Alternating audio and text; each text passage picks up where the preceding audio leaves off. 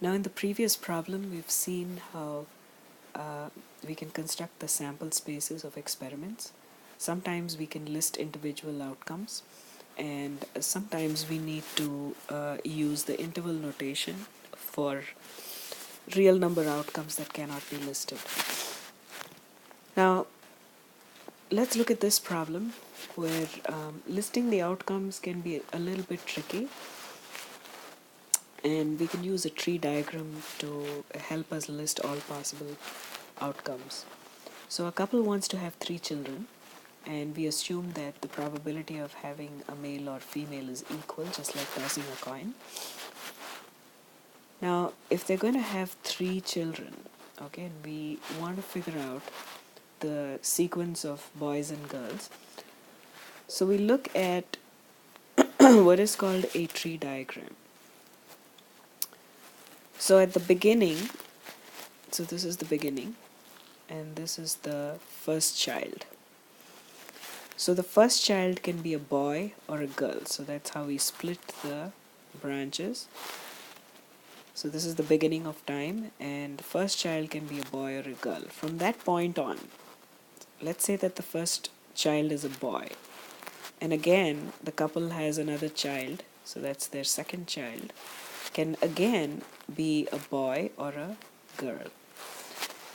What if their first child was a girl?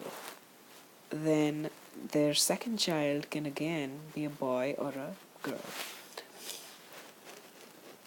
So again, now we're looking at their third child. So if we start at this point, what that means is their first child was a boy, their second child was again a boy, and from that point on, they're having their third child, which can again be a boy or a girl. Let's start here. What does that mean? So their second child is a girl, but what happened before that is that their first child was a boy, and from this point on, their third child again could be a boy or a girl. So this is how a logic diagram or a tree diagram is used.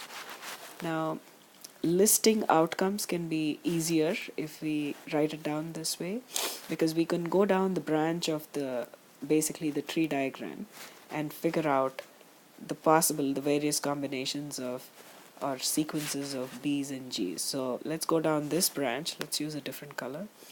So that's first boy, then again a boy.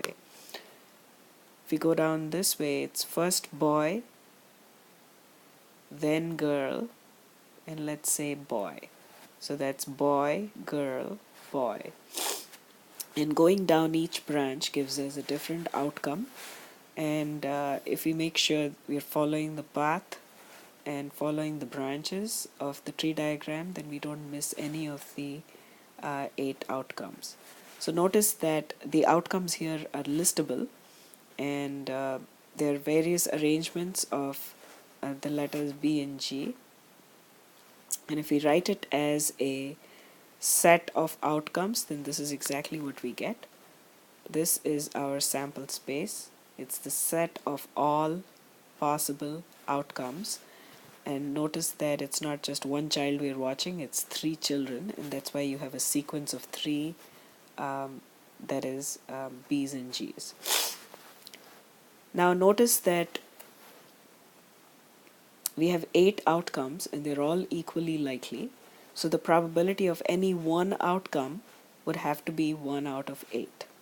So probability of having 0 boys would be the same as saying that all 3 children are girls, so that would be 1 out of 8 possible outcomes.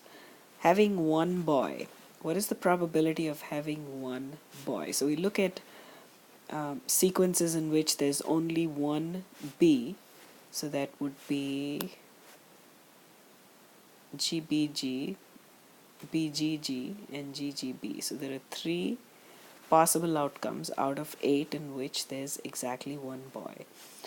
So similarly, we can find probabilities of various events. So each one of these is an event. Now this is just a continuation of the problem. So the future parents, remember, they were watching the genders of their 3 children. So it was basically 3 children. But now the question says give a probability model, which means sample space and probabilities of the outcomes, for the number of boys that they're going to have. So now the outcomes are not the sequences of B's and G's, but it's the number of boys. So the various outcomes can be 0 boys, 1 boy, 2 boys, or 3 boys. So 0, 1, 2, and 3 are the outcomes of that same experiment. Remember, in part A, we were watching the sequence of boys and girls. Here we are watching the number of boys. So we list all possible outcomes. In addition to that, we list the probabilities of the outcomes that we calculated in the previous slide. So probability that there'll be exactly 0 boys is 1 out of 8, exactly 1 boy 3 out of 8, exactly 2 boys 3 out of 8, and then exactly 3 boys, which is all boys, is 1 out of 8. Now when we add all these probabilities, it's 1/8 plus 3/8 plus 3/8 plus 1/8 again, so that would be 3 plus 3, 6, 7, 8, 8/8, which is equal to 1. So it's a legitimate probability model because of the 4 conditions. 1, all outcomes are listed. All probabilities are listed. The probabilities are calculated correctly. They lie between 0 and 1. And finally, they all add up to 1. So once the 4 conditions are satisfied, that makes it a legitimate probability model. Now here are some basic rules of probabilities. A couple of them we've already gone over. So the first one is the probability of a number lies between 0 and 1. It can be 0 when the event is impossible to happen, and then it's 1 when it's certainly going to happen, and anything between is a possible value of probability of an outcome. Now in the second rule, the probability of the sample space is 1. You add all the probabilities in a sample space, and that adds up to 1.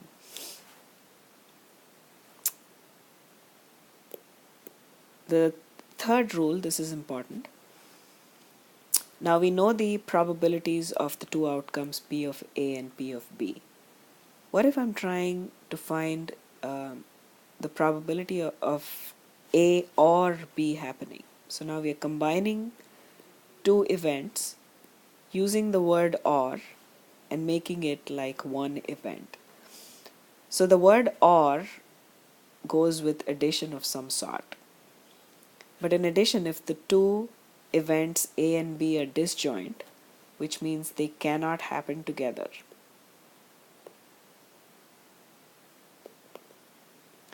then the rule is simple. You just add the individual probabilities and you get the probability of the event A or B happening.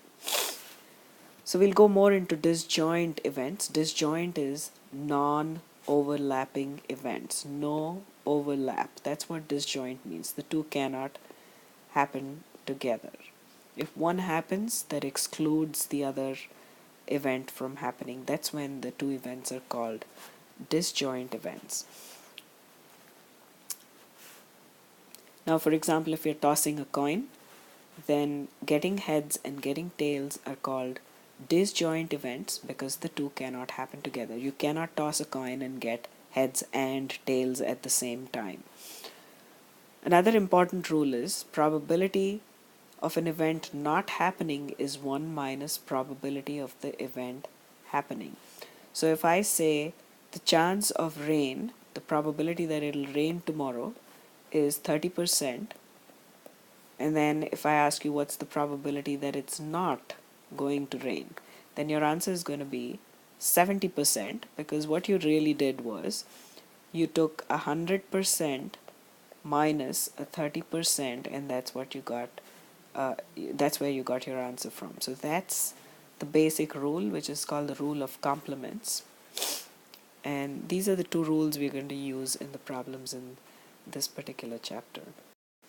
Now in the previous slide we said that probability of A happening or B happening is equal to probability of A plus the probability of B. We are allowed to use this formula for calculating probabilities only under the condition that A and B are disjoint. Disjoint means the two cannot happen together. So let's look at a few examples where we try to understand the meaning of disjoint events. The event of having brown hair and the event of having blonde hair. So let's think about natural colors. The two events are disjoint because a person cannot simultaneously have brown hair and blonde hair. That's doesn't happen, so that would be usually disjoint events. A person having brown hair and blue eyes. Are these two events disjoint? They are not disjoint in this case because a person can have brown hair and also have blue eyes at the same time. So the two events can happen together, so they are not disjoint. Here in the previous example they were disjoint because the two cannot happen together simultaneously. Getting heads, getting tails on tossing a coin cannot happen together, so they're called disjoint events. The events of being a male and being a nurse. So, is it possible that someone can be male and a nurse? The answer is yes. That would be a male nurse. It can happen together. The two events can happen together. They do overlap, so they are not disjoint. It is very important to understand the meaning of the word disjoint. What does it mean for two events to be disjoint? So make sure you clearly understand the definition of disjointness.